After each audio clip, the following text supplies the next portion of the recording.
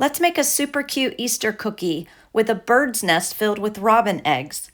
I'm going to start by piping some royal icing dots with an outline consistency icing.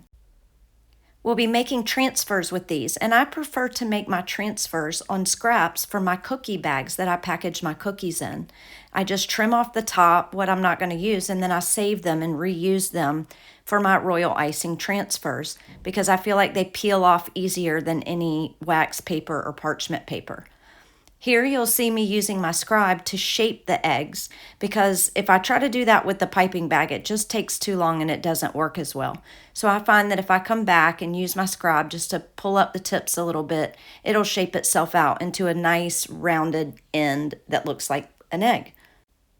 After I've piped out all my dots and shaped my eggs, I'm going to use a piece of cardstock paper to carefully move these and put them away until they crust over pretty good. Now I'm going to speckle my eggs by using an edible paint, and I make this paint by mixing gel color and golden grain alcohol. It'll allow the alcohol to evaporate and leave behind the nice little paint dots on the eggs.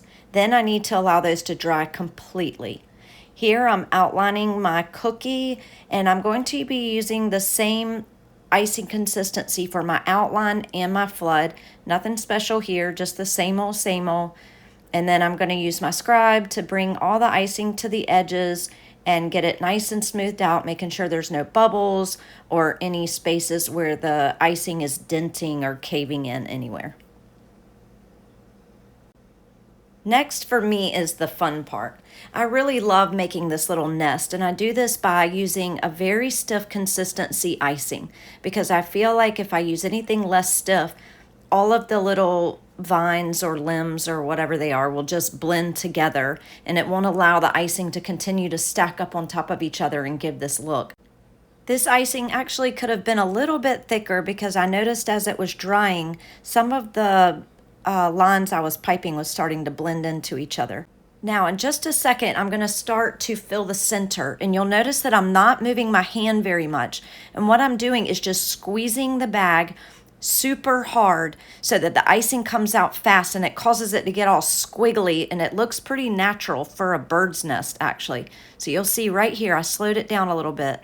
So I'm just moving my hand around just a little bit, squeezing really hard, and it's making these little squiggly noodly looking things, which I think looks kind of cool, and it kind of looks like a bird's nest. So then I'm going to go back and add some more lines because I'm trying to build the sides up a little bit higher so that it looks more like a nest holding my eggs.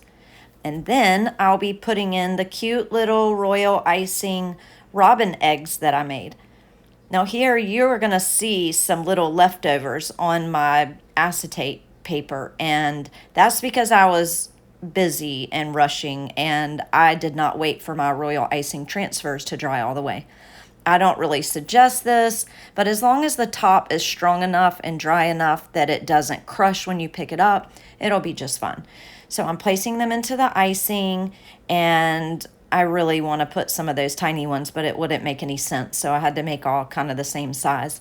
And then I'm going to use my scribe to kind of move them around where I want them to go and kind of stick them down into the icing.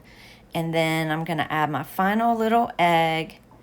And then I'm going to move on to putting my little antique border around the edge that I love doing so much because I'm too lazy to get out my airbrush gun. So here I use an edible marker, and I just kind of scribble around the edges a little bit, and I'm not being neat about it. I feel like the less neat I am, the better it looks. And right here I just stuck my marker into my icing. So I'm going to trace a little outline around, and then I put my paintbrush in just a small amount of water, and then I dab it off on a paper towel, and then I just kind of rub it around the edge and blend in those colors and just kind of smear it in, and it gives it kind of like a vintage look around the edges instead of it being so white and crisp and plain.